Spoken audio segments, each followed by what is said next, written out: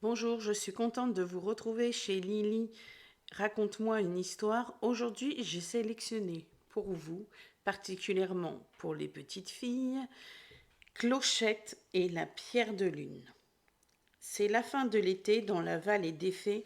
Clochette et ses amis participent joyeusement aux préparatifs de la grande fête de l'automne. Cette année est exceptionnelle pour Clochette. Elle a été choisie pour réaliser le sceptre d'automne. Je vais te confier la pierre de lune, lui explique le ministre de l'automne. C'est elle qui apporte sa magie au sceptre, ajoute la reine Clarion.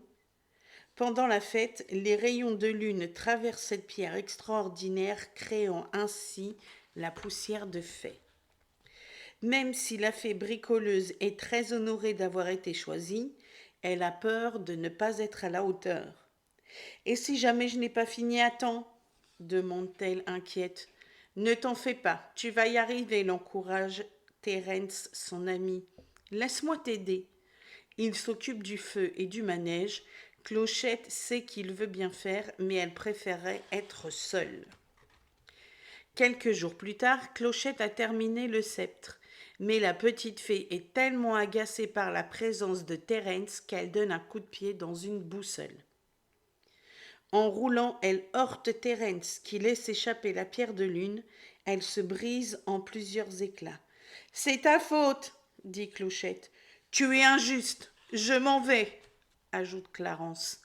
Clochette court chercher de l'aide. Comme les autres sont au théâtre, elle s'assoit parmi les spectateurs pour ne pas se faire remarquer. Sur scène, une légende est racontée. Sur une île cachée dans un bateau échoué se trouve un miroir capable d'exaucer un seul souhait. Voilà la solution. Le miroir pourra réparer la pierre de lune. La fée bricoleuse emballe les éclats de pierre, se fabrique un ballon et s'envole en direction de l'île mystérieuse. En chemin, Clochette rencontre Flambeau, une luciole qui l'accompagne dans son long voyage. Les deux amis se rapprochent de l'île jusqu'au moment où une tempête se lève. Elle saute à temps de la nacelle, tandis que le ballon est emporté au loin. Qu'importe, Clochette ne peut pas abandonner, sinon il n'y aura plus de poussière de fée. Clochette et Flambeau parviennent enfin au bateau. À l'intérieur, elle découvre le miroir magique au milieu d'un trésor. Attention, le miroir n'exauce qu'un seul vœu. Je souhaite, commence Clochette avant de s'arrêter.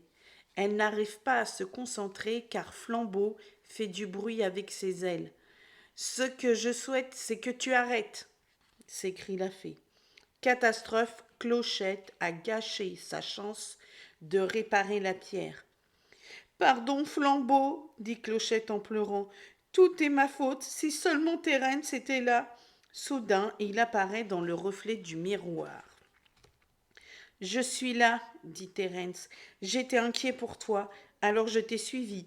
J'ai même retrouvé ton ballon. J'ai cru que je pouvais y arriver seule, mais je me suis trompée. J'ai besoin de ton aide. À bord du ballon, les deux amis retournèrent dans la vallée des fées. Pendant le voyage, Clochette fabrique un nouveau sceptre qui réunit tous les morceaux de la pierre de lune. Ils arrivent juste à temps pour le début de la grande fête d'automne. Quand la lune bleue éclaire le sceptre de Clochette, sa lumière est démultipliée par les nombreux éclats de pierre. Finalement, grâce à l'aide de Flambeau, de Thérence, Clochette a créé le plus beau sceptre de la vallée des fées. Voilà, notre petite histoire est terminée. Je vous dis à très bientôt.